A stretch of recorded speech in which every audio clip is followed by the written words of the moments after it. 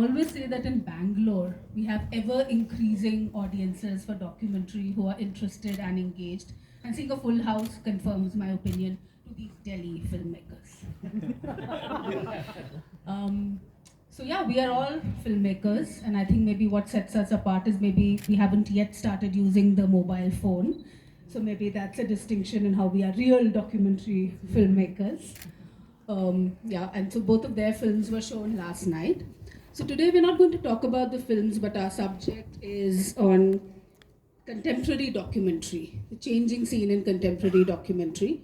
So, but before we move ahead, talking about technology, film craft, funding, distribution, because all of this has really changed in the last 20 years, which is what I keep saying, that maybe talent has always been there, but how have these things, how has the shift in these helped us really cross the boundary onto the international boundaries? Before we move ahead, we will like to show the trailers for both your films, so that if there's someone not familiar with the film, then that sets the context. So we can just show them back to back. Yeah.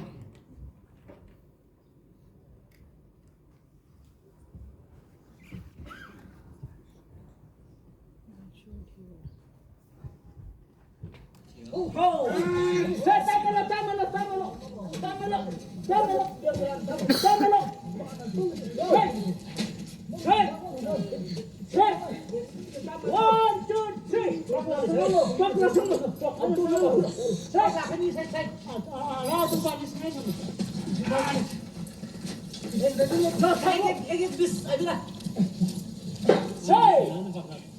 2, 3.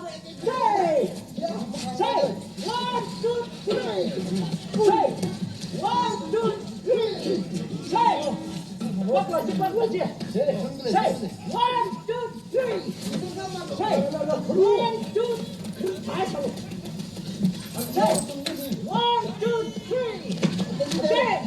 Say, 1, 2, 3. Say, 1, 2, 3. Again. Say, 1, 2, 3. Say, 1, 2, 3. Say, no, 1, 2, 3. Again. 1, 2, 3. अगर तूने अपना मुंह खोला तो तू जिंदगी भर अपने माँ बाप को देख नहीं सकता समझा हो हो हो हो हो हो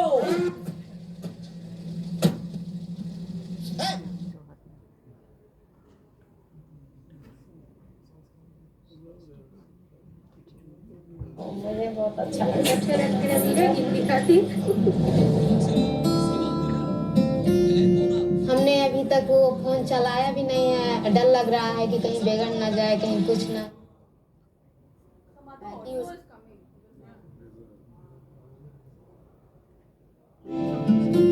मुझसे तो पूछते हैं तो मैं भी पूछ लेती हूँ कि आप। मुझे बहुत अच्छा लगा दिखाती। हमने अभी तक वो फोन चलाया भी नहीं है, डर लग रहा है कि कहीं बिगड़ ना जाए, कहीं कुछ ना हो जाए। ऐसा समय भी आ गया है कि उसके बगैर हम नहीं मतलब पीछे रह जाएंगे। मुझसे तो पूछते हैं तो मैं भी पूछ लेती हूँ कि आप कौन से कास्ट के हैं। अब वो कहते हैं मैं ब्राह्मण हूँ, तो मैं भी कह देती हूँ मैं भी ब्राह्मण। जो खबर लिखनी होती है उसमें पैसा नहीं लगता है, इसलिए हमसे उतनी ही बात करी जितना समझ में आए, उससे ओवर। हमारे प्रदेश में दलित औरतों का पत्रकार के रूप में कोई सोच भी नहीं सकता।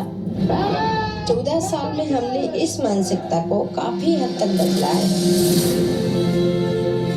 इन तमाम लोगों ने क्या किया, उसको पत्थर मारकर हत्या कर दी और किसी पर भरोसा नहीं। एक लहरियां ही ऐसे न्याय दिला सकती है। एक हैरान वाली बात है कि थाने को पता नहीं, पुलिस स्टेशन को पता नहीं है कि मैं उस जगह से हूँ। हाँ जी, मारू है। मेरे लिए तो बहुत ही रिस्की है।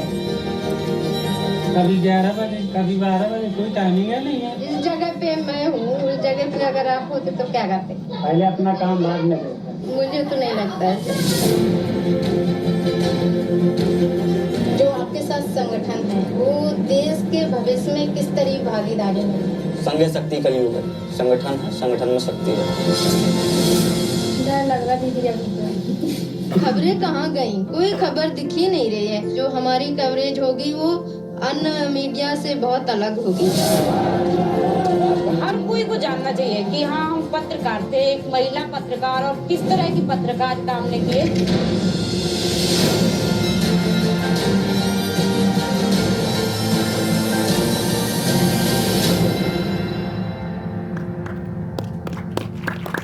फिर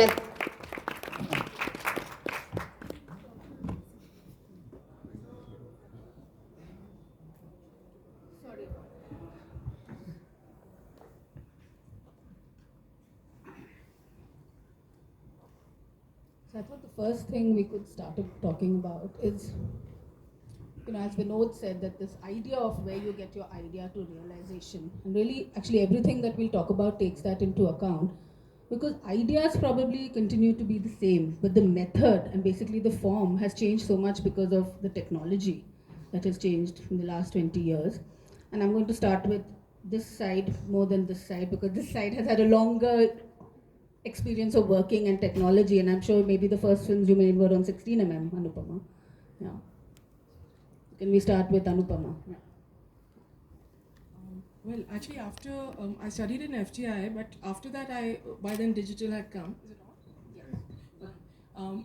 So I haven't actually. I've only during film school I worked on film. After that, post that it's been digital, and so I finished in 2001 from FTI, and that was really the time when it was shifted to mini DV and so on. And so that was actually extremely liberating, because in 2001, February I finished FTI, and by October I had a film from PSBT to direct independently. So I have assisted only one person. I didn't have to have the so-called struggle which previous generations, especially in the 80s and 90s, film graduates had to, because just to access the medium of film and to get a chance to make your own film was so much more difficult. So I think that was really a blessing in terms of that creative freedom that one got in working in documentaries, A, and B, with digital technologies. And soon, like after a couple of films, I started, even though I'm not trained in cinematography or editing, I started doing both. And so it became much more personal, and as an artist gave you much more freedom. So I think that has been extremely liberating for me personally. And also because for me the most important thing always has been that creative freedom. And so even if it was small budgets, as we are all well aware of PSBT, but we could just make whatever we wanted to, frankly. And I think increasingly those spaces are becoming limited. And so one does look at those times also with a kind of fondness, even though the budgets were extremely low. But then we didn't know better, so we didn't think they were so low. And also the thing is, I think one was just happy that you got to do what you wanted to without any interference. And that's really unbelievably great. So, Anirban, to you, I think specifically, I want to, because of your interest in sound design and how, so even with sound design, there's been such a change in technology. But is this something also you always, I know you did still photography and photo essays, so something your interest in sound, has it always been there, or has it developed as you have worked in films over the years? First of all, just to kind of take off from where Anupama left, so my starting in films started with celluloid, but I also made films with low band, high band, beta, digibeta. So before the digital technology completely took over, there was a period where many interesting work was done with tapes. So I made my first film with beta, and it was liberating. But from the beginning, I always felt that cinema has two parts to it. One, of course, we are so obsessed with the camera, but we don't pay enough attention to the sound. So whether it was working with beta or high band beta or later going on to digital, I always used to work in a collaborative way, and in that I had a camera person, and most of the time 99.9% had a sound recordist.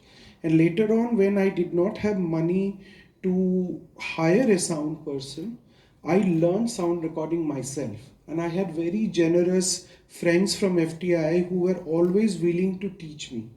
So they taught me when we were putting our feed from the mono microphone into the camera to the mixers coming in, then the recorders coming in. So I self-taught myself so that even if we could not have a sound recordist, the sound was not compromised. And it has been a very important creative journey for me to understand, as we understood the lensing, how to look at things, but also to how to hear things. So it's not only enough to put a lapel to record, but to how do you bring in the environment where the character or the story is unfolding into your cinema.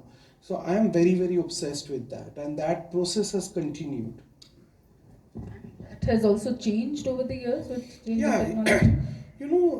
I personally feel sound technology, of course, has evolved quite a bit from the days of Nagra to now we can record on so many channels, etc. But I sometimes do miss the warmth of some of the older microphones that we were using.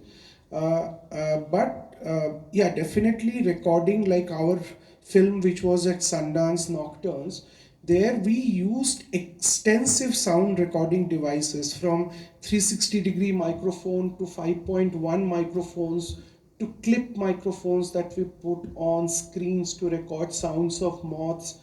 I don't think we could have done that in the previous time, like working with at times 8 microphones of multiple things. So yeah, of course, the digital technology has given us this opportunity to explore sound in a very interesting way.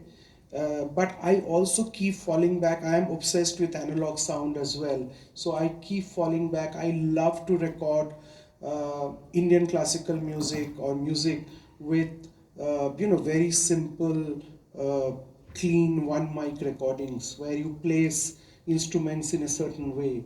So there is some beauty to that as well. So I think it's an aesthetic choice in terms of how you're going to use sound in your work.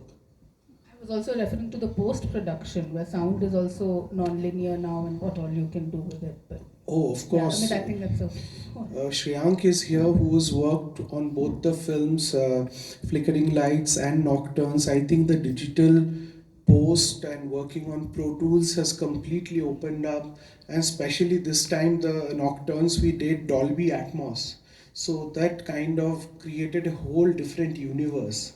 Yeah, absolutely, because from 5.1 to going into Atmos, what we could achieve, what we could dream of was just extraordinary. I don't think we could have done it in the time when we were working with celluloid or with tapes. Sushmit, coming to you.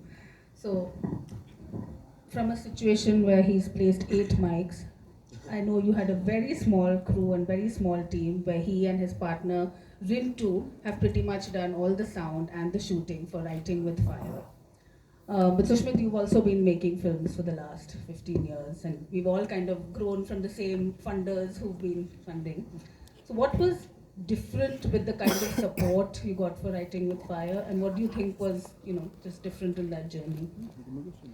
I think we'd been making films for about a decade before we decided to embark on Writing with Fire. Until then, we'd become specialists in the short form storytelling, And with Writing with Fire, I feel our ambitions were more international, because in India, there is only a certain kind of play that a feature documentary would have. There are no distribution so you have to go international to raise the funds. And internationally, there are all of these spaces that allow you to imagine a certain kind of a film. Because if if you're going to spend half a decade of your life invested in a story with no idea whether or not this is going to eventually play in a festival, that's a huge risk. But funds and film funds that support artists are willing to take that risk, hedge that bet on you. And I think the big learning for me personally was really understanding the role of a documentary producer, because that standalone role does not exist in India, ironically. One of the largest film producing markets in the world, and over the last, I would say, 6-7 years, the kind of non-fiction that has gone out into the world and the kind of stamp that documentary filmmakers have. Did I? Oh, okay. I didn't. Okay. So I feel that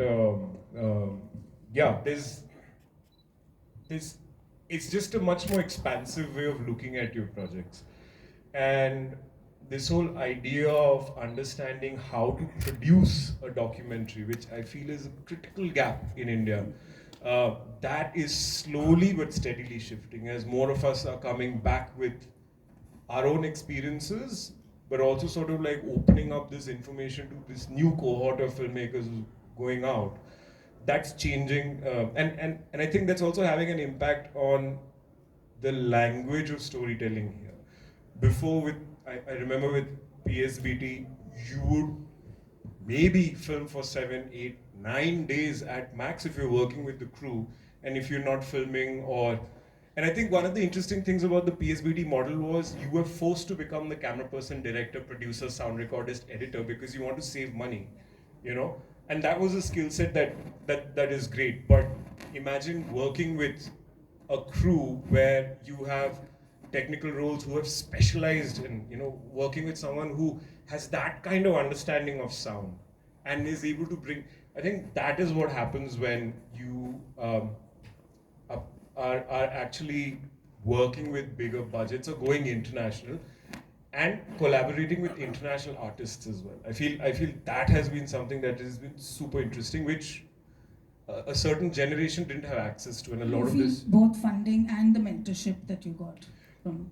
Not even, I would say, just being able to work with, say, a sound designer based in Finland, or to work with an editing consultant based in Germany, where you are coming into these stories that you're telling, which are very Indian stories, but they are coming in with their very sophisticated level of craft. And a lot of times what happens is that when you've been working on a film for too long, it becomes sticky, and you want someone who's outside the Indian context to just tell you, it's not working. You're too emotionally attached to this shot because it took you 2 months to get this scene. But it is not, it's extra fat, And also just to be able to have a dialogue about storytelling, nuances, and the mechanics of, I feel that's a great learning. So it's about, I think, looking outside this country, I would say, the budgets are very different. The budgets that, if you're able to, and again, the big point over here is, say budgets that you're raising through all of these film funds are highly, highly competitive. So the Sundance grant, you have about 6,000 to 7,000 applications going in for a grant pool of about 10 films from across the world that will get that grant. That's an insane ratio. But if you are able to get that fund, you also get access to the knowledge pool. To other filmmakers. You can always reach out to these funders and say, I'm stuck here. Can I please speak to a producer? Because I don't know how to negotiate this contract. And that, I think, are the doors and pathways that open up where you're able to build. So, this is going to be a big chunk of what we'll talk about, but maybe if we just take a step back, what is that stepping stone that has allowed the three of you to move outside? But when I saw it, would you say Doc Edge has been the principal platform? So Doc Edge is this platform in Calcutta, set up maybe 2003 was their first time, which allows for co-production, collaborations, pitching, mentorship with producers and sales agents from all over the world. So was that the stepping stone for you and for you?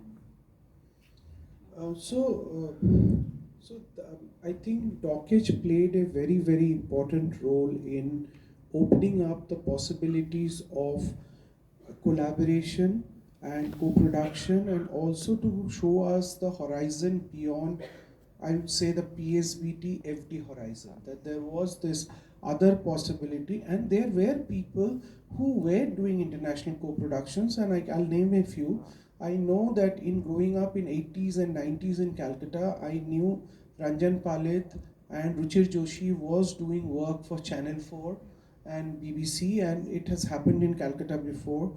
I know there were films that were made in Bombay at that time, people who were doing. It's not that the co-production Nishtha was doing, Sunishtha Jain. So it's not that it was not happening, but Dockage created a platform where we knew that we could put in an idea, and if we selected, our ideas would be heard by a pool of people who were coming to engage with us. So that was a big, so we didn't have to travel outside India to meet those people. People were coming there. So Dockage played a very important role in revolutionizing that. But I would say Dockage was just a starting point. Somebody like Shushmit or Shaunak, these are also exceptional filmmakers who have multiple skills that I would like to talk about. One of the things is that how do you write a proposal? How do you structure your proposal so that the funders like Sundance or a Doc Society or your co-production partners are going to be able to understand what you are trying to communicate? Because what we are sending to them is only 5 to 7 minutes of visual clip. Writing is a very, very important part, as important possibly for documentaries, for non-fiction, as it is for fiction. I think this is not emphasized enough. It's not important that you have to write in English. You can write in any language and it can be translated. I think writing proposal, communicating your ideas is very important. And after that, there are this which Shushmit talked about, which is that what are those producing skills we don't have, where we get up to a point when we go into a second round, we don't know what to do. We are asked, give us a financing plan for your project. And we start looking at each other. What is a financing plan? How do you budget a documentary? We were never taught, we don't know how to budget a documentary properly. We don't know what is a finance plan. Then in the second round of whether it's a Sundance or in ITFA, we are asked, what is your distribution strategy? Now these are things that we don't know about. And slowly, from talking to A person, B person, all of us have learned it that way. But I think it is very important for spaces like this, where we have conversations so that the new pool of filmmakers don't need to spend the 10 years or 15 years that we spent before, kind of understanding, so that they can learn from what we have learned and they can do it in much shorter period. I just want to add a little bit more about the creative side of this, because I was a kind of person who was quite happy making very low budget films, as I said, doing everything on my own. And the reason for doing everything on my own was not always budgetary, is because I just loved doing camera and editing.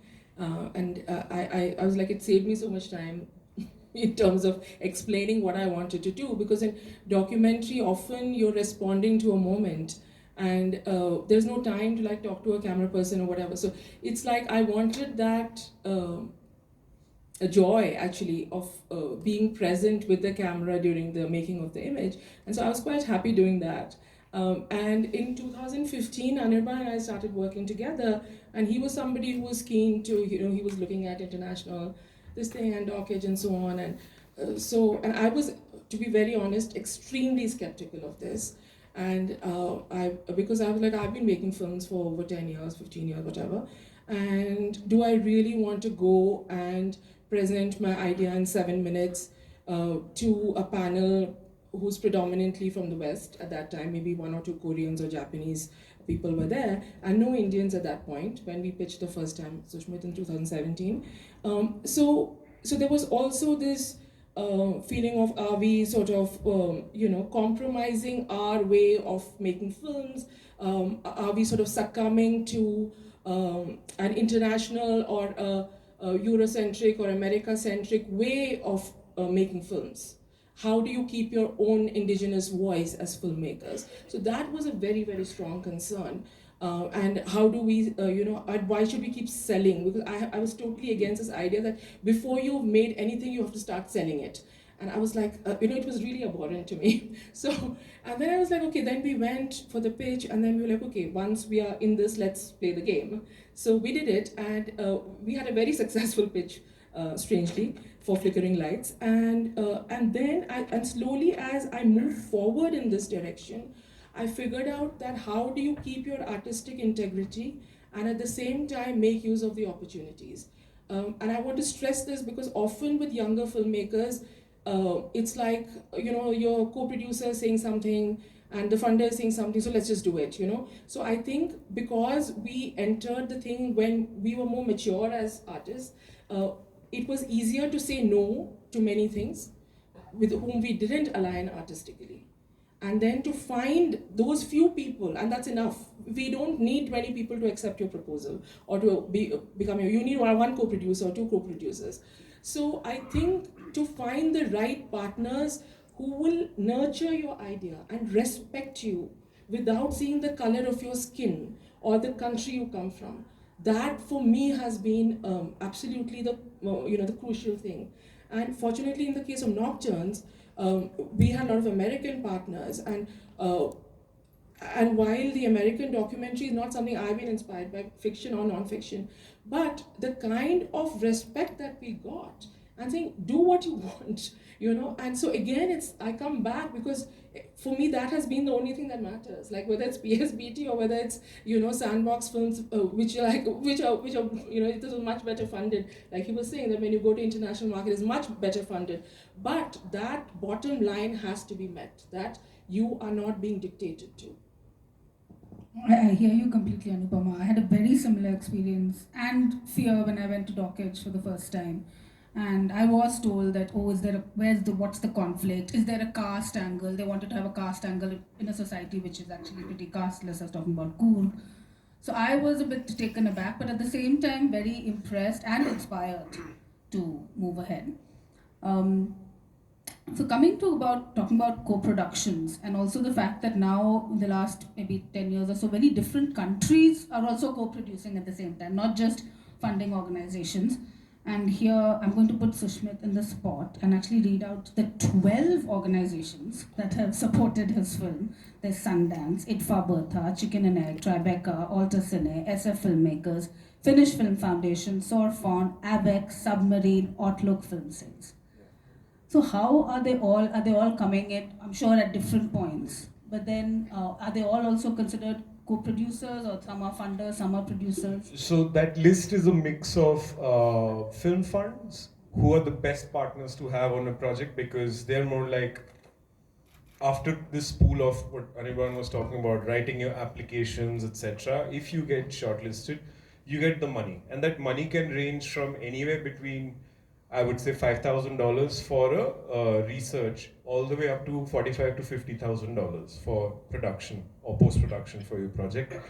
And then there are broadcasters. Now, again, this is the thing. There are different kinds of models of acquiring a project. So sometimes people will come in as you're pitching the project or as the film is being made for something called a pre-sale, where they'll give you a certain amount of money. And typically for Europeans, this ranges from 4,000 to 7,000 euros. But funnily enough, in our case, that money only saw the light of day after the film premiered at Sundance, which is weird because if you're making a pre-sale, you need the money for the production, of the film. But those are also things you learn, because now if someone were to make a pre-sale, it would be like, can you give me the money? Because I'm, first time mistakes, yeah. Then there are also the major chunk of money can be raised through co-productions, where a partner, typically another production house based in another country, either North America or Europe, those are the key sectors, will come on board to partner with you and raise funds from their country of origin. वो भी बहुत complicated है. If you're in Europe, they might raise a substantial sum of money with the rider that you have to spend that money within the geography of, say, France, or on French talent, which is crazy. Making a film in India. Exactly. So, but that's also how colonial the model is, and you have to find your ways to work around it. So we worked with 2 minority co-producers based out of Europe, but we insisted that the money come into India to pay Indian talent. But that takes a lot of time and negotiation. But I also feel like it's what Anirban and Anupama said, that I think if you can focus on building strong relationships with partners who see your vision and the artistic possibility of your story, they will fight for you wherever they need to. Outlook and Submarine were sales agents. Their job is to, once the film is done, make the sale. So there's a range of like partners who come on board through the course of the birthing of a film, and it's all. It sounds complicated, but once you get into it, it's not that complicated also. But I think as Indians, we are also taught to be very humble, not to negotiate, not to ask too many questions, etc. etc. So जो मिल गया खुश हो जाओ, इतना ही मिला है. इस documentary ecosystem में जहाँ आपको बताया जाता है कि you are not the producer, we are the producers and we own everything. But to be told, you're the producer. But more importantly, to be told, and this happens a lot in the US, that you are the artist. And I think that is something that I had not experienced here. यहाँ पे कोई आपको artist का दर्जा नहीं देता है. वहाँ मिलता है, and that is something that is a completely different absorption of your own sense of self. यार मैं तो artist हूँ, and I think it's a completely different conversation. But yeah, it's hard negotiation for your own rights and the way you want to tell the story and to stick to it, because sometimes there's a lot of easy money on the table if you change the narrative or if it is told in a certain way. I mean, I keep hearing the 2 words time and negotiation from both of you. And I know it's taken like some 7 years for you from the start of the film to bring it out. And maybe just talk a little bit about what is that, where does that perseverance come from? Are there small rewards that come on the way? What is it that keeps you going? And what allows you to keep reworking the film, going back to shoot? I mean, in Sushmit's case, literally it was COVID, because of which they stopped shooting. Otherwise, they kept shooting. So just, to share some light on that. So I'll just take off from what Sushmit said. I'll just simply break it down into how we fund our film, just for the audience to understand. So there is pre-production, production and post-production funds, and then there are a little bit of distribution funds. So there are these funds like Sundance, ITFA, Doc Society and a few other, where you can send in an application. Many of these places like ITFA also has a co-production fund, where you have to team up with a European co-producer, and then you can access another kind of fund within the same umbrella if there is a European co-producer. But any co-production also has a negotiation anyway. Let's say, for example, if I'm working with a Norwegian co-producer, the Norwegian co-producer might say, the Norwegian territory belongs to me. So every co-production has a give and take. The third thing is that other than the co-production money, and most of the co-production money has a spent angle where you have to spend it in, say, France or Germany or Netherlands. Very few co-production does not have this, European co-production does not have this clause. There is another possibility, which is the equity funding, which we have worked with. Equity funding is where you give up a stake of your film, 10%, 15%, 20%, against the money that you take from a co-producer or an equity funder. Most of these people are based in North America. Unfortunately, we don't have it in India. For equity funding, the money can come to you with no rider. It's a simple business transaction. If you make money, the producer will get X amount of the profit after paying off all the people like the distributor, sales agents who have to be paid. So this is more or less the funding of the film, and then if the film gets sold, there are 2-3 kinds, like Shushmit talked about Outlook Films. We have Dogwoof as our sales agent. So when a film premieres at a Sundance or any of the A-level festivals, like Sundance has a market. Similarly, in Berlinale, there is something called European Film Market, EFM, where the films are screened, the buyers come there.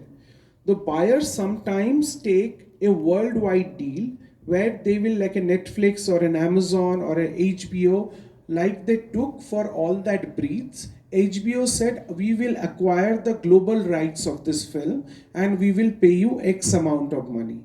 In that time, the producer negotiates and says, okay, it will go on to the OTT platform, but before that, I need 8 months' time to do my theatrical.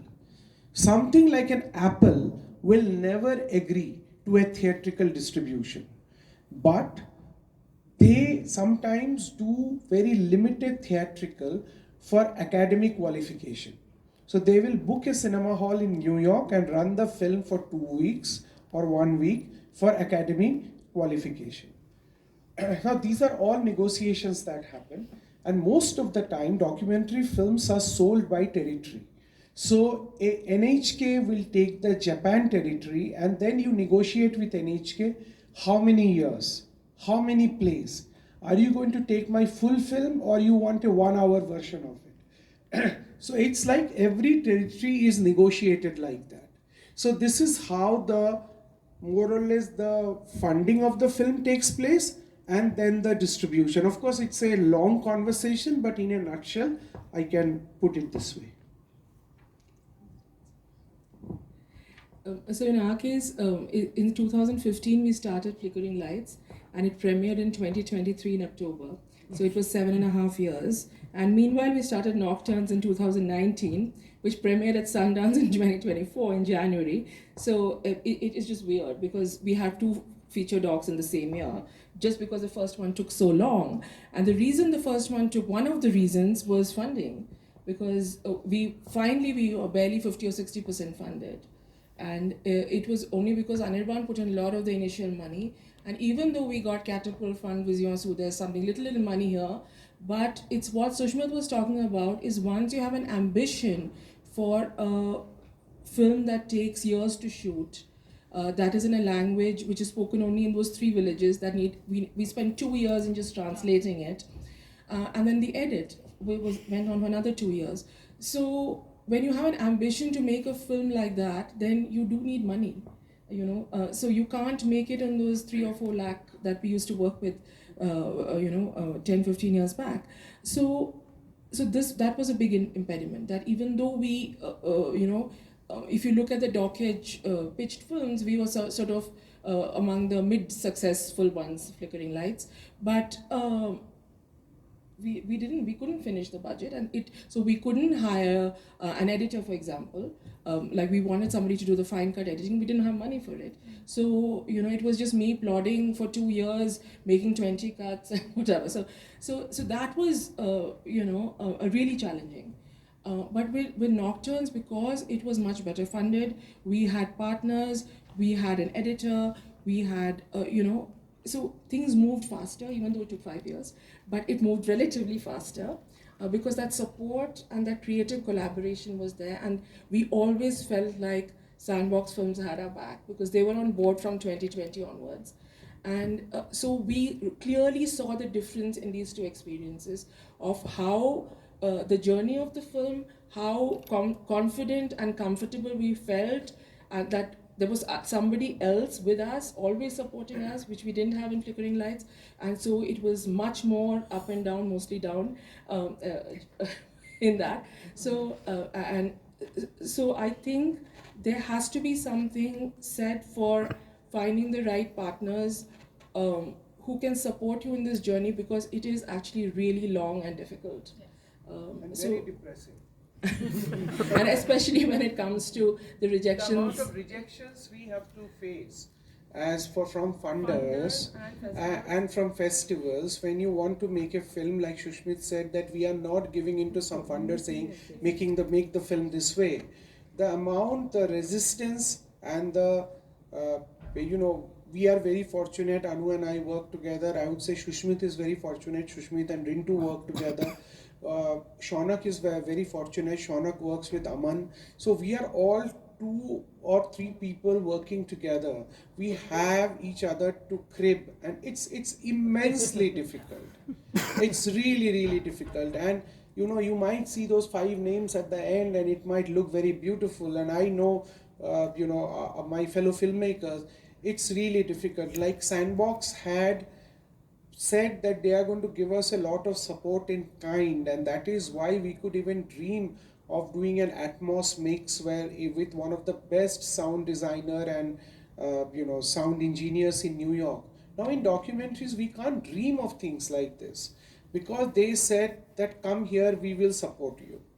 And then we had that confidence, okay, this person must have seen something very special. I have to say one thing, because we spoke about PSBT. When I read the PSBT contract, it is one of the most biased contracts I have ever seen. All the filmmakers who have made films, we have no rights to those films. We cannot monetize them. We made it for pittance, and all the rights lie with somebody who has no interest in doing anything with those films. It is heartbreaking how we were exploited. Later we understood that as filmmakers, I don't think that was really a glorious period of documentaries in India. I think it was a very exploitative period. And I feel that because of dockage and later going into international markets, we learned that we have the right to negotiate. And we as filmmakers, as Shushmit said, are artists and we can defend ourselves. I think that was the biggest learning all of us had when we were going out, because your rights are co-opted in such a way you don't realize that as a filmmaker, you're actually the producer on the film. Everybody else comes in, even if they're giving you money. But happily that system has been flipped now, and younger filmmakers who are coming into spaces like Dockage or floating their own projects are director producers and then negotiating for, so. PSBT and FD both. FD as well. Because one of my films is with FD, which they hardly showed, and I cannot show it anywhere. For 7 lakh rupees, we have spent years to make the film, and I don't even have a right to do anything with the film. And now they both are pretty much not there. So So I just want to put this in context. I agree with all of this, but not in defense of PSBT, but I do want to historically contextualize it, that filmmakers, for example, who came out of film institutes in the 90s or 80s, they never got to make their own film. So I would still say that there was a role for these organizations, even if it was exploitative, because at least we got to make films, which we wouldn't have otherwise. And I think this is a natural historical process now with the opening up, and with forums like Dockage and DMZ in the in Asia, this thing, and Tokyo Docs and so on, where we go and pitch our films, that we are able to access an international market. But at the same time, I do want to stress that there is this negotiation, not in terms just of money, but in terms of if your creative voice, which I definitely see that there is a tendency in pitching forums to for example, to make character-driven films, to make films that a Western audience will understand, to overstate, oversimplify, and so while we think of ourselves as artists, and we hope we are, but I think that we have to constantly push and question these norms and templates that are presented, especially by broadcasters, because they say, okay, in the first, and now even worse in OTT, what comes out as documentaries there, in which in the first 10 seconds or 1 minute, there has to be a hook and so on. And so there has to be a constant pushing back of those kind of pressures on us because otherwise we are all just going to become clones of each other and we may be making money, we may be making films, but they are going to be of no consequence and they're going to have no historical value. I think there's a lot of gravitas to what you're saying, and maybe we should actually mention all the other films that have done. I mean, there is Writing with Fire, Flickering Lights, Nocturnes. There's a film that came out more than 10 years ago which really set the scene called Superman of Malegaon, which was the first film really to get that kind of funding and distribution from India and did extremely well. Then there was Katiyabaz, Cinema Travelers, Insignificant Man, and All That Breathes, and the latest Against the Tide by Sarvnik. And all of these, actually pretty much all of them, we've shown at Vikalp. So I will also put my hand up for Vikalp and say please come for that. That's a monthly screening in Bangalore. We've been talking so much about Sundance and IDFA, and I think we did not mention what were the awards that these two films have got. Of course, we all know that Writing with Fire is the first film that was nominated for an Academy Award. But I think even bigger, First Indian film. First Indian documentary film. Okay, that is understood in my saying because you're only talking about Long Dogs. But I think even greater achievement is that they got the Audience Award at Sundance as well as the Critics Award, the Jury Award, and they have got actually what's the name of your award? It's for craft at Sundance. Special Jury Award for craft, and they got the best cinematography at IDFA for Flickering Lights. So I think these are tremendous achievements, not just for their films, but for Indian documentary as a whole. And I think that gives a big boost and maybe makes a lot of young filmmakers feel. Though I still feel that within India, there's so much lacking in terms of, even something small like a development fund. We are just given one consolidated fund and told to do everything in that. And then there is nothing left for distribution. So I don't know if there are any people here from any funding organizations or government. But I think there is for everyone to see that there is so much talent, and people also understand how do we not just have the talent in terms of creativity, but also in the business of it and getting it out there. So on that note, I'm actually going to open it out for questions from the audience. Please ask all your questions. You have these tremendous achievers sitting here with us who are ready to share their knowledge.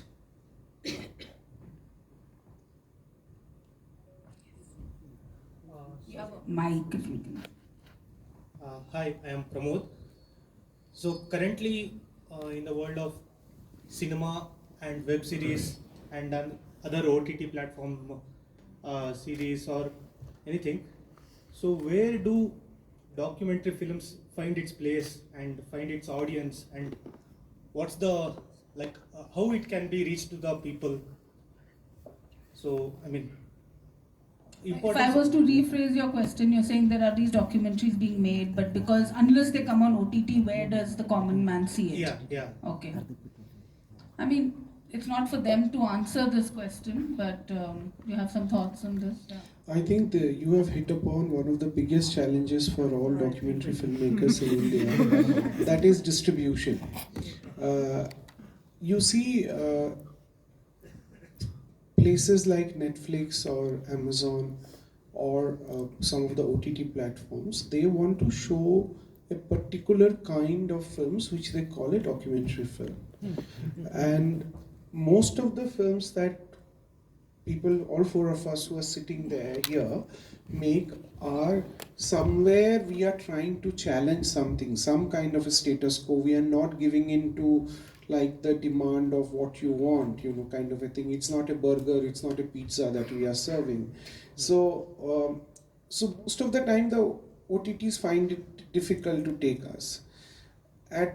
So what happens is that we reach out to our audiences through festivals like this. We did have a fantastic documentary festival in Mumbai, which unfortunately I don't know what's happening with it right now. It's happening this year. It's happening, but I'm quite sure it will be heavily censored. In the present context that we are in, so the only way is to word of mouth with friends and people who are our allies in kind of showing the films in different ways. But I hope like Sandhya was talking about, I know that there is so much of money that is available in India, and we are supposed to be doing so well economically, and we are in a city which is with so many startups and lot of millions of billions of dollars we hear.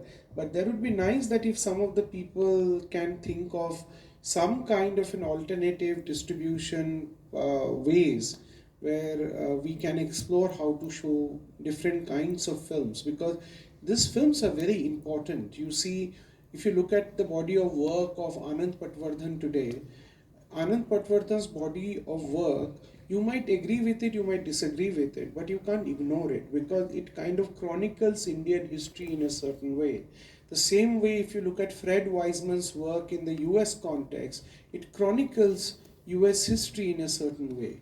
Documentary filmmakers are mirrors in a way, and that work needs to be preserved. And as Vinod said, it's unfortunate that our documentary works get lost, and someday there will be a fire or hard disk crash, and in that crash the work, half of the work will disappear. But this is the sad reality. Also, there used to be a time when television showed documentary films. Yeah. Doordarshan, I think, maybe still shows. And 3 of my films showed on NDTV. And I was surprised by the kind of response I got from people, even outside India, who'd watched it like online on NDTV. And now that's also gone. So really, I mean, if we can, if the government had a little bit more opened its eyes to see that the fact that there are so many people who want to watch documentaries. Yeah, but yeah, the answer is dismal. We don't have a positive answer. One last question. So, for young documentary filmmakers, so what advice can you give? Because I have heard some people saying nowadays the Netflix documentary what we are seeing, so that's the best pattern for market. But what is the documentary and how documentary film should be made for youngsters? I mean, what advice can you give? Can we just hold on to answering that, because I think that similar questions might come up. We'll answer them together. Yeah. I saw a hand. Somebody's yes. Yeah. Yeah, myself Taman. In CBFC censor, the movies with 90 minutes and they will give a documentary category. So what is the difference between these kind of like documentaries and feature film with documentary concept? I didn't get the question. So all our films actually feature documentaries, because if it's over 70-75 minutes, it's called feature. Okay. But feature, sometimes people think feature is fiction, Okay. but feature actually has to do with duration.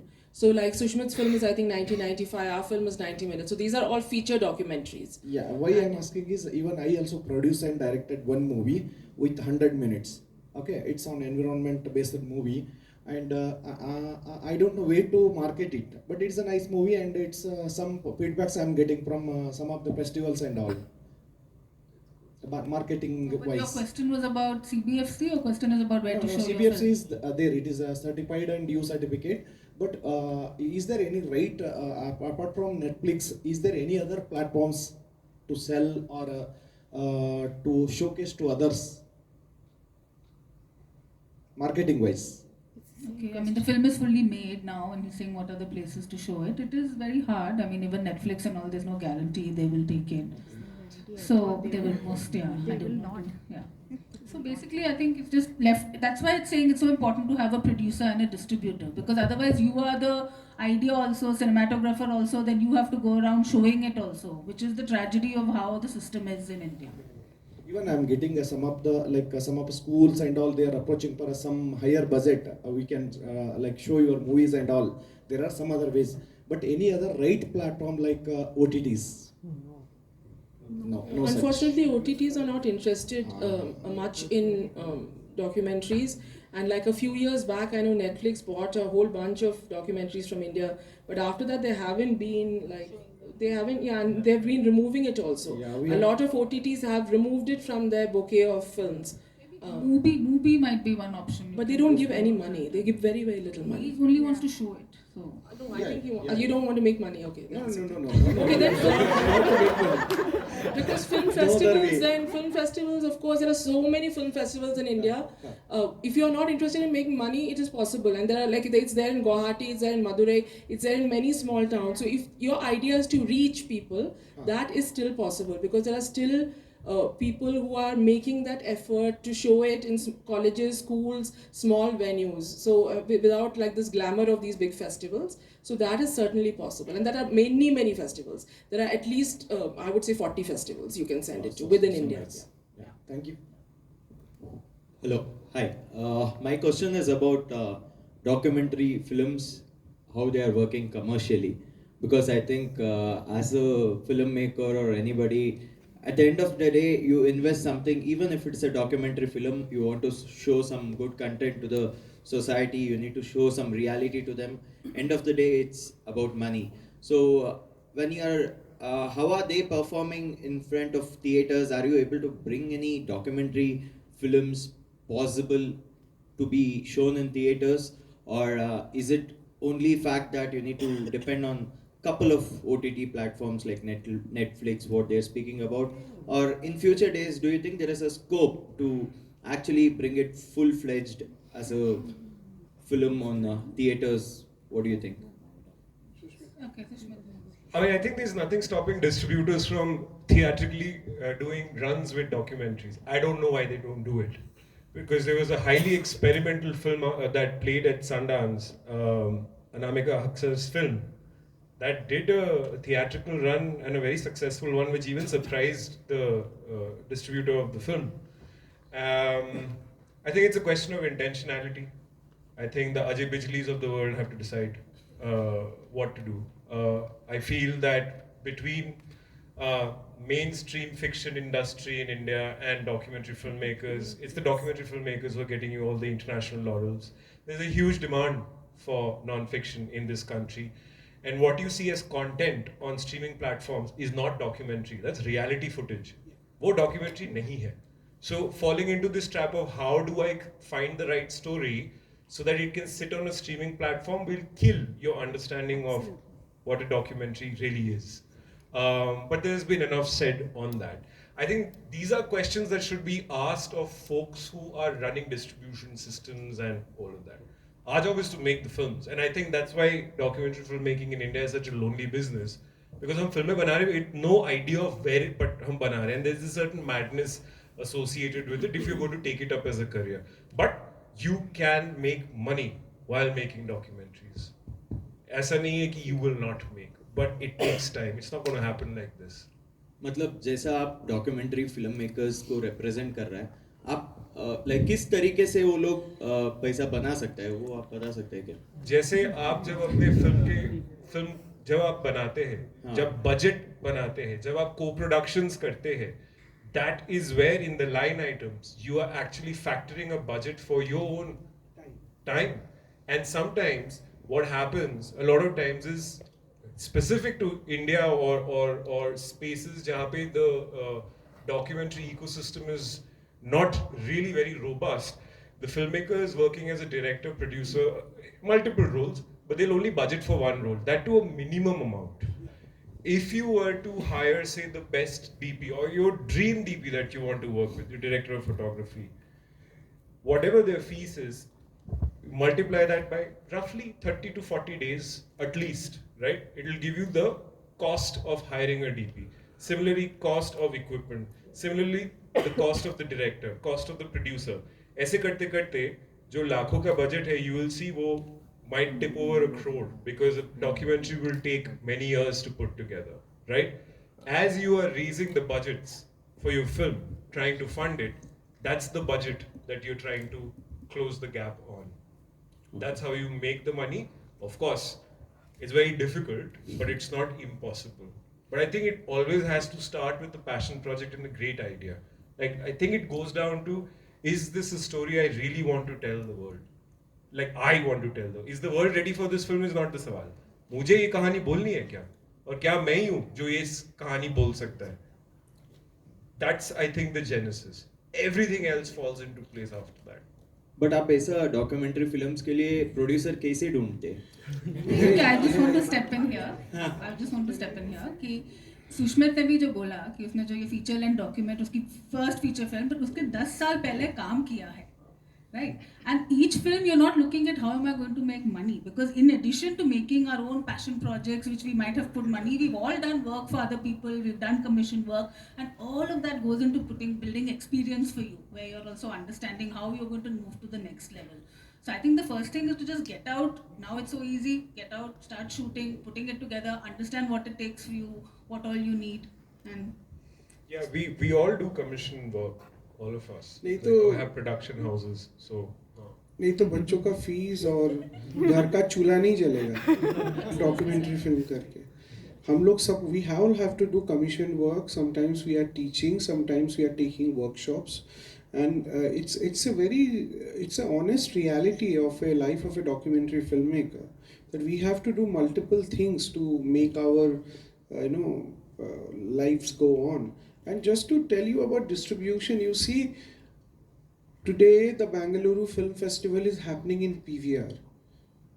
They have a collaboration with PVR where PVR has opened up their doors for so many days to where we are getting to watch such wonderful films.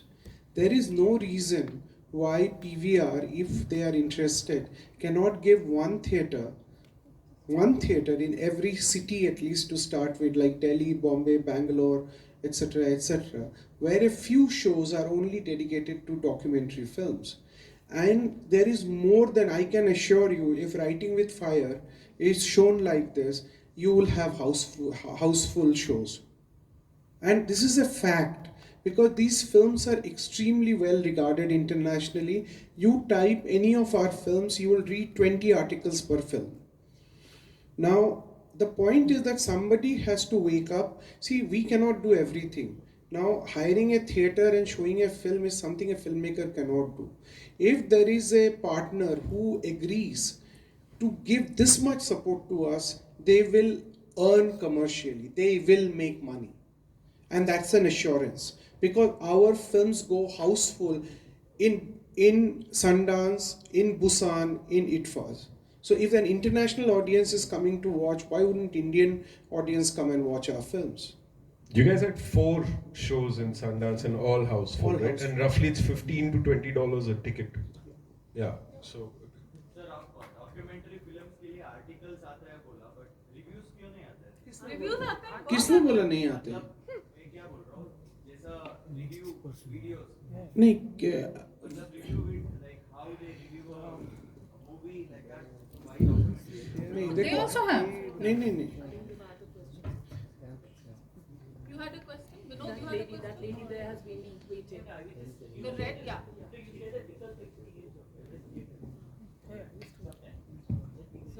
Please. I want to just tell to that's a question. Can I tell him? Yes, sir. ಅವ್ರು ಏನು ಹೇಳತ್ತಿದ್ರಲ್ರಿ ಕ್ವಶನ್ಗೆ ಅದಕ್ಕೆ ನಾನು continue ಮಾಡ್ಲಿಕ್ಕೆ ಬಂದಿದ್ದೆ ಅಷ್ಟೇ. Sir ಡಾಕ್ಯುಮೆಂಟ್ರಿಗೆ value ಇದೆ ನಾನೇನು ಅನ್ಕೋತೀನಿ ಅಂದ್ರೆ ಐತ್ರಿ.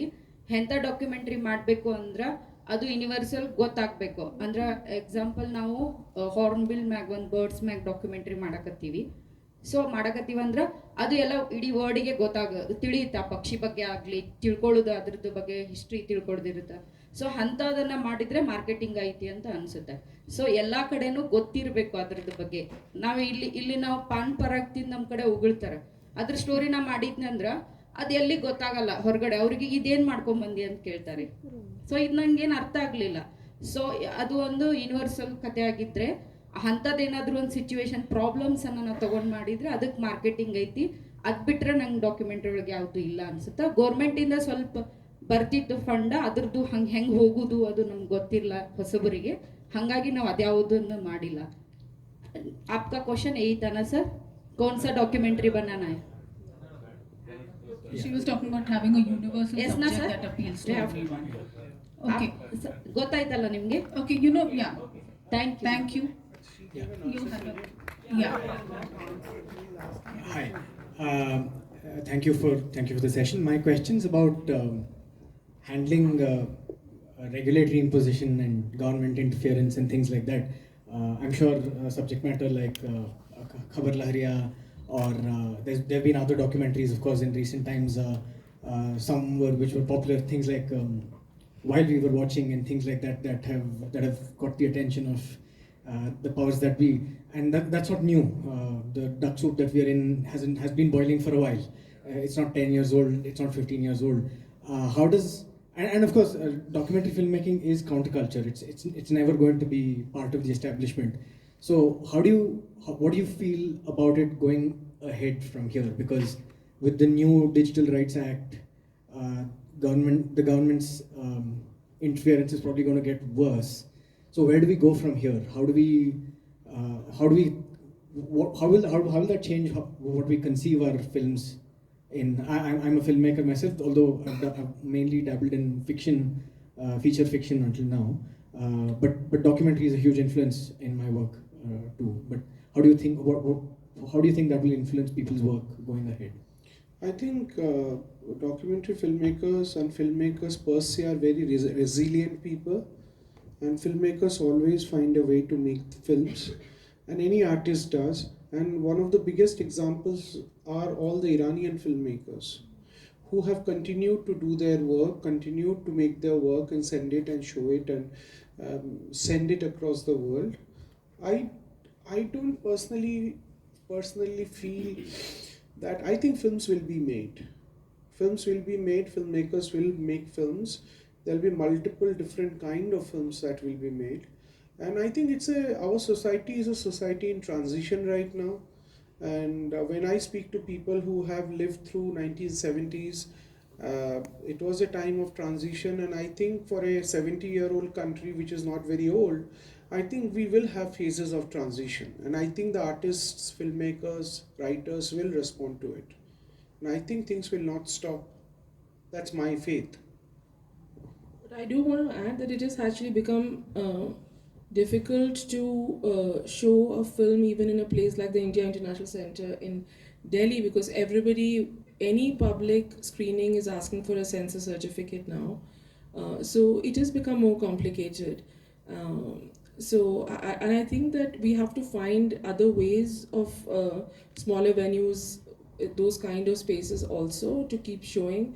And I know in 2003 when we started the Vikalp and Films for Freedom and so on, that was also a moment when there was a very strong reaction from documentary filmmakers against censorship. And then we started the Delhi Film Archive, which was actually housed at my place. And you won't believe it, how college students would be, and those were the time of DVDs, and they would come regularly and say, they would borrow films from us and have screenings in their colleges. So all those spaces are becoming more complicated, but not impossible. So I'm like, if you can't screen in colleges, screen in your hostel, screen in your home, screen on your laptop. So I know that some of these films that were named here, which could have been sort of, or which might be politically controversial, they have had, screenings like that. So I think that we have to keep pushing. Your experience, because you'll also not. I think Writing with Fire has gone into the template of films that have historically, like the distribution model that the Anand Patwardhans of the world have actually taught us. Civil society embracing documentaries. So we had our India premiere at the Dharamshala International Film Festival, November of 22, and November of 23. By November of 23, we were mapping the screenings that people were asking for. So, and we'd crossed 100, and it was 100 across like a range of, if you look at the demographic and the target, like right from the Kochi Biennale to... I think he's asking in like times of censorship. So like you don't have a censorship, but you're still having public screenings. That's the response, that you will have civil society embracing your films. And I feel that the dialectics of storytelling will change. And the Iranians showed us the template, stories about children that people are thinking, oh wow, cute. It's all highly about censorship. And the creative doc form will become even more creative. It will push boundaries. Jitna zyada censorship hoga, utna zyada innovation hoga. I truly believe that's going to happen. You're not going to stop storytellers from telling their films or artists from producing works of art, because our work, whether you want it or not, is political one way or the other. So, I just want to bring out like two sides of the paradigm. You have an Anand Patwardhan who's been making films for like 50 years, has not got a censor certificate for any of the films, but probably the best known documentary filmmaker. And then the most recent While We Watched, which you mentioned, like every week there was a new link on YouTube coming down. Like they were pulling down something, but somebody else was putting it up. So I think people realized that this is a film that needs to be watched for the country. It doesn't matter, filmmaker is not going to make money from a theatrical release, but it needs to be seen, and civil society was doing that. Yeah. So I think filmmakers are resilient, fearless, and they are crazy, like he said, they'll keep doing it. Hi, I had a question with respect to what Anupama was saying. The maintaining the creative integrity while you're still pitching, your idea to the foreign funds or foreign corporations. Now, for a fairly new filmmaker who doesn't have a profile like most of you guys have, it becomes a little it becomes challenging to navigate through. Like you're trying to build your own images, you're making images, navigating through your own politics, and also raising funds. Now, how do you not fall into that, trends, to say, and especially when there's no mentorship, there's no guidance, how do you pitch it to... You come to Anupama as a mentor. Is it that? So I think that's a great question, and I think this is the most important for me. So I'm glad you asked this, because and that's exactly why I said that when we all went into the international market, we had 10-15 years of experience and that confidence that we know what we are talking about and you can't bully us. Whereas if you're starting and your first project, you're trying to make it international. So I think to have realistic expectations, and this is the downside of all this acclaim. Like if you see Sushma, Shaunak, and everybody thinks that you're going to make you're going to have a budget of $500,000 and your film is going to go to Sundance. I think you have to have realistic expectations, because I have seen many young filmmakers saying, oh, this is not good enough, I have not got this one, and they spend years and years just writing proposals and going to pitching forums, spending their own money and not working on their film. So I think to build a little bit of a portfolio by yourself, to first find your own voice before you fight for your own voice, that is crucial. And two, one thing, if you are a bit confident but not confident enough to face an international sort of mentors or funders and so on, it would be a great idea to have a good Indian creative co-producer and a mentor from India who knows the context, who will support you, maybe somebody you trust, a friend. So somebody in India who will back you, even if it's not financially, because there is really no funds here. So they can't bring in money, but they can bring in other expertise and they can give you the confidence and guide you. So for example, if you tie up with a producer who has, done this international thing, then they can guide you and you don't have to directly face, because you have that buffer. So I would advise people not to get too taken by this sort of, the glory, it seems, but which has come after a lot of, blood, sweat and tears for all of us. And to aim high, but to also be realistic in the expectations and to build it up slowly. And you don't have to, and as he was saying, the 6,000 people are applying for 10 grants to Sundance. So very, very few people are getting it. And so most people are getting rejections. So let's also understand that, and what just at the level of emotion and feeling what that does to you, to constantly get rejections, especially when you're starting out. I would like to kind of take up from there and kind of so just like to highlight what Shushmit said. This is where you need a producer. The importance of producer cannot be emphasized enough. And a role of a producer is not to get money for your film. Producing is a creative job. Producer is a person who takes you through that creative journey, backing you, looking at your footage, looking at your structure, telling you about storytelling. These are the kind of people we have worked with. We had wonderful executive producers who gave us the space, but also came in at certain point and gave us great creative inputs.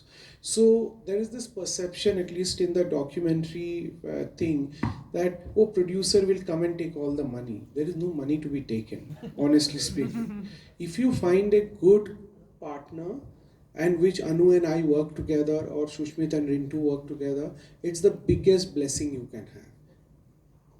Margin call for a divorce also. Like almost like, I think it can get crazy as well. But I'm sure there is a story to be told about partnerships in the documentary space. It's very colorful. Yeah, anyways. So, yeah. It's a very common thing across the world. Two people making films and director, producer. So, basically, कम पैसे में film बनाना है तो कैसे करना है? घर वालों से काम कराओ. I think Ramadi is making a film on documentary filmmakers in India. Yes, he's been making for many years. Okay, we may have time for one last question, otherwise we will move towards wrapping this up.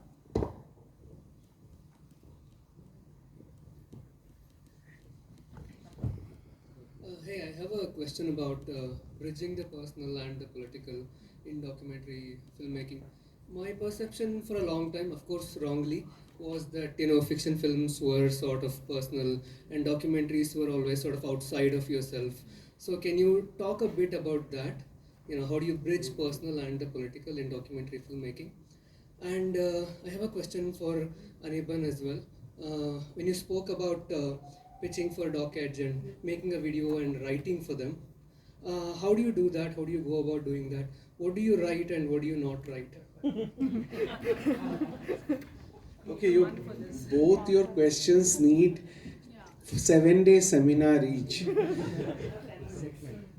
So, see, this whole thing about this whole writing is something that helps you clarify your own idea. Many a times we all feel we have a great film in our head. The moment we start writing it, we know what film we have because it's right in front of you. You cannot lie to yourself. We are basically all megalomaniacs and we think we are going to make the best film ever. So it's better to have that writing is your mirror, which gives you a very clear idea of what your film is. And then that is your first starting point. And from there, what to keep, what not to keep is a completely personal choice and depends on what film you want to make. And here comes the most important thing, which I'll not elaborate. What is your gaze? How are you looking at something? And gaze is possibly the most important thing in documentary filmmaking. Why is it that somebody makes a film on poverty or people who are not in a vulnerable way, it looks offensive, and somebody who makes that same kind of film, it does not look offensive? How do you make personal stories which are very voyeuristic, and then there are personal stories which are very warm? Now, these are all things that we have to deal with when you are writing, when you are making that pitch video. All of this and your political position as an artist, how you are looking, is something that is being questioned today in documentary filmmaking. So all of these questions, you have to go through that process. There can be somebody else who can be your bouncing board, but it's you who have to figure all the things out. I think we don't have time to answer your other question about personal political. I'll just say that a lot of documentaries are about making the personal political, and you just have to really go out and search for them. In fact, some of the most successful ones are personal making. Yeah, go and watch Mother of All Lies if it's playing. It's a very good example of that.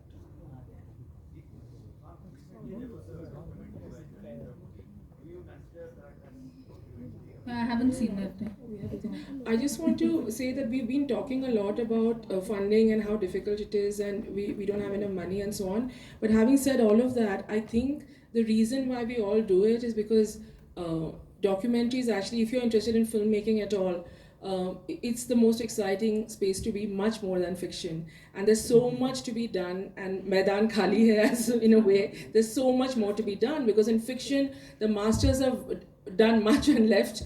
It's much more challenging to do something new in fiction. But in documentary, hybrid animation, there's everything can come together. So it is actually artistically the most exciting space to be in. And if that is your ambition, then you should not get fazed by the finances, because we can make that work somehow or the other if you really have that passion.